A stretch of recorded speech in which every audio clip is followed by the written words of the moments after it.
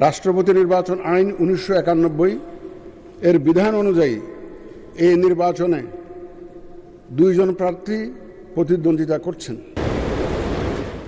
দীর্ঘ ৩৫ বছর পর প্রতিদ্বন্দ্বিতাপূর্ণ ভোটের মাধ্যমে বাংলাদেশের রাষ্ট্রপতি নির্বাচিত হলেন মির্জা ফখরুল ইসলাম আলমগীর।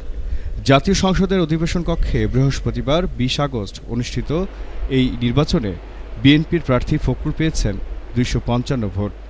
তার প্রতিদ্বন্দ্বী জামায়াত নেতৃত্বাধীন ১১ দলীয় জোটের প্রার্থী কর্নেল অবসরপ্রাপ্ত অলি আহমদ পেয়েছেন ৮৮টি ভোট। রাষ্ট্রপতি নির্বাচনে সাধারণ জনগণ সরাসরি ভোট দেন না, জাতীয় সংসদের সদস্যরাই রাষ্ট্রপতি নির্বাচনের ভোটার। এবার মোট ভোটার ছিলেন ৩৪৯ জন। এর মধ্যে ৩৪৩ জন ভোট দিয়েছেন এবং সবগুলো ভোটই বৈধ হয়েছে। তবে ৬ জন সংসদ সদস্য ভোট দেননি। কিভাবে হলো ভোট? দুপুর ২টা ১০ মিনিটে সংসদ কক্ষে ভোট গ্রহণ শুরু হয়। ভোট চলে বিকেল ৫টা পর্যন্ত। সংসদ সদস্যরা নির্ধারিত আসন অনুযায়ী ভোট দেন। ব্যালট পেপারে প্রার্থীদের নামের পাশে পছন্দের প্রার্থীকে ভোট দিয়ে তা নির্ধারিত ব্যালট বাক্সে জমা দেন। ভোটের শুরুতে ভোট দেন ভারপ্রাপ্ত রাষ্ট্রপতি হাফিজ উদ্দিন আহমদ।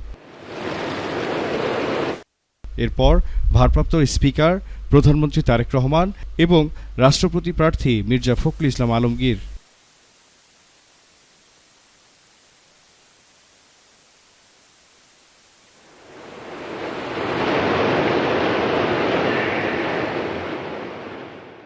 তবে রাষ্ট্রপতি পদে প্রতিদ্বন্দ্বিতা করলেও অলি আহমদ নিজে ভোট দিতে পারেননি, কারণ তিনি জাতীয় সংসদের সদস্য নন। ফলাফল কি হলো?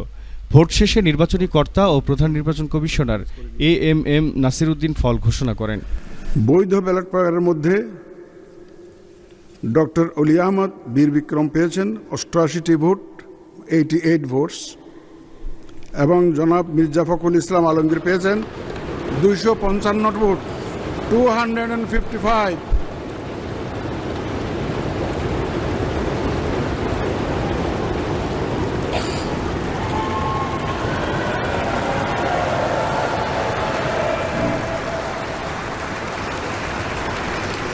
তদ অনুযায়ী আমি ঘোষণা করছি যে জনাব মির্জা ফখরুল ইসলাম আলমগীর সর্বোচ্চ সংখ্যক ভোটপ্রাপ্ত হওয়ায় রাষ্ট্রপতি পদে যথাযথভাবে নির্বাচিত হয়েছেন।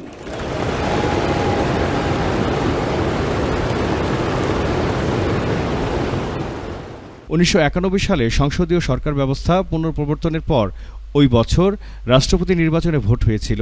এরপরে ৭ জন রাষ্ট্রপতি বিনা প্রতিদ্বন্দ্বিতায় নির্বাচিত হন। ফলে এবারের নির্বাচন ছিল ৩৫ বছর পর দ্বিতীয়বারের মতো প্রতিদ্বন্দ্বিতাপূর্ণ রাষ্ট্রপতি নির্বাচন। আমি তো এখানে আছি, আপনাদের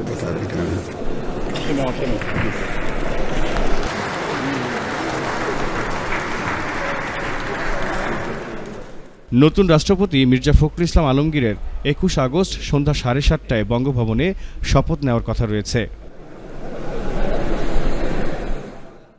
এদিকে রাষ্ট্রপতি নির্বাচনে যেই সংসদ সদস্যরা ভোট দিতে পারেননি তারা হলেন বিএনপির সংসদ সদস্য মির্জা আব্বাস, মোস্তফা কামাল পাশা ও ওসমান ফারুক ভোট দিতে আসেননি। তাদের মধ্যে মির্জা আব্বাস ও মোস্তফা কামাল পাশা বিদেশে চিকিৎসাধীন রয়েছেন। এছাড়া স্বতন্ত্র সংসদ সদস্য রুমিন ফারহানা, খেলাফত মজলিসের আবুল হাসান এবং জামায়াত থেকে বহিষ্কৃত সংসদ সদস্য গাজী নজরুল ইসলামও ভোট দিতে আসেননি। তাদের মধ্যে আবুল হাসান বিদেশে অবস্থান করছেন বলে জানা যায়।